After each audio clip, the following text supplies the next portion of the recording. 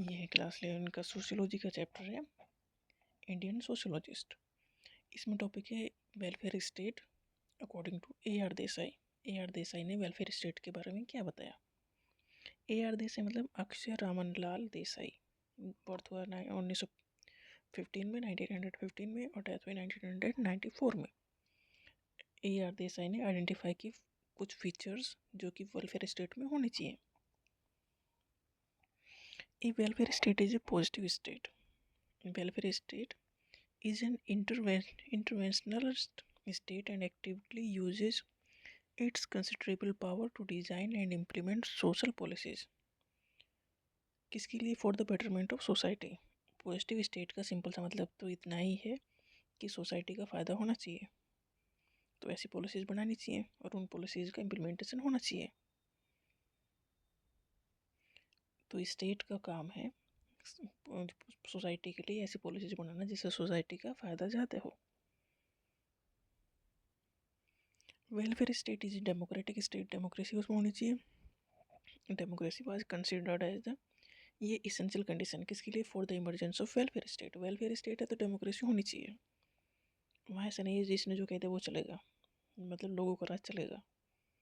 Formal democratic institution specially multi party election होना चाहिए, मतलब वहाँ इलेक्शन कोई भी लड़ सकता है और जो जीत के आएगा वो उन्हें रिप्रेजेंट करेगा, मतलब जनरली पब्लिक का ही राज होगा।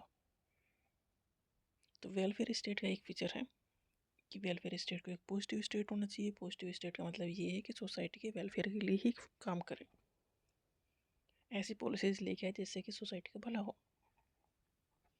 नेक्स्ट है वेलफेयर स्टेट, डेमोक्रेटिक स्टेट होना चाहिए क्योंकि यहाँ पर पब्लिक का राज होना चाहिए, मतलब जो चुनाव जीत के गया है वो हम उस एरिया को रिप्रेजेंट करेगा, तो रिप्रेजेंटेटिव पब्लिक के बीच से होना चाहिए, इलेक्शन के थ्रू चुना जाना चाहिए, इलेक्ट होना चाहिए वो।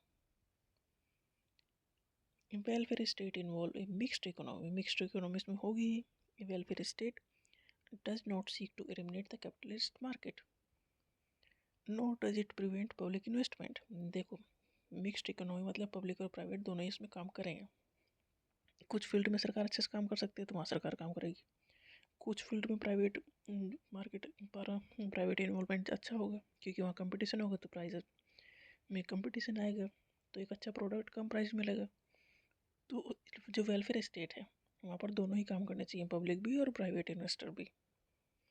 इससे फ़ायदा होगा कंज्यूमर का। State sector concentrate on basic goods and social infrastructure while private industry dominate the consumer goods and goods sector। देखो जो गवर्नमेंट काम करती है वो बेसिक नेसेसिटी पे काम करती है और जो प्राइवेट सेक्टर काम करता है वो ज़रूरत पे काम नहीं करता, वो उससे ज़्यादा ऊपर जाता है। तो कंज्यूमर्स को जो क्या क्या चीज़ चाहिए उसे वो चीज़ अच्छी मिले, इसके लिए ज़रूरत है प्राइवेट सेक्टर भी इन्वॉल्व हो, क्योंकि हमें अच्छे माल मिलेगा कम दाम में, क्योंकि मार्केट में कंपटीशन होगा आपस में। Performance of the welfare state कैसे मेजर हो सकता है? वेलफेयर स्टेट इंश्योर करता है फ्रीडम फ्रॉम पॉवर्टी। अगर वेलफेयर स्टेट है तो गरीबी नहीं होगी, सोशल डिस्क्रिमिनेशन नहीं होगा एंड सिक्योरिटी होगी, हर एक सिटीजन को सिक्योरिटी मिलेगी।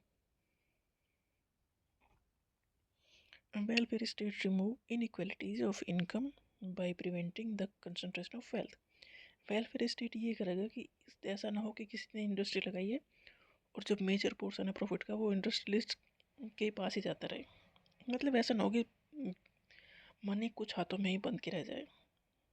तो वेलफेयर स्टेट वो है जो इन इनइक्वालिटीज़ को कम करने की कोशिश करे। वेलफेयर स्टेट इंश्योर करेगा stable development free from the cycle of economic बूम्स and depression. Welfare state का मतलब ये है कि जो झटके लगते हैं ना, ये कभी एकदम ऊपर कभी एकदम नीचे, इकोनॉमी में ऐसा नहीं होना चाहिए। जो डेवलपमेंट है वो स्टेबल टाइप का होना चाहिए कि चलता रहे, चीज़ें चलती रहनी चाहिए। अगर एकदम इकोनॉमिक बूम आया और एकदम डिप्रेशन आया तो ये कंडीशन झटके देने वाली है, जो कि सही नहीं है वेलफेयर स्टेट के पॉइंट ऑफ व्यू से। Welfare state should provide employment for all, मतलब रोज़गार तो सभी को मिलना चाहिए, तभी वेलफेयर है, अगर नहीं मिलेगा तो दिक्कत हो ही जाएंगी। तो ये कुछ फीचर्स दे थे जो इन्होंने दिए वेलफेयर स्टेट के बारे में।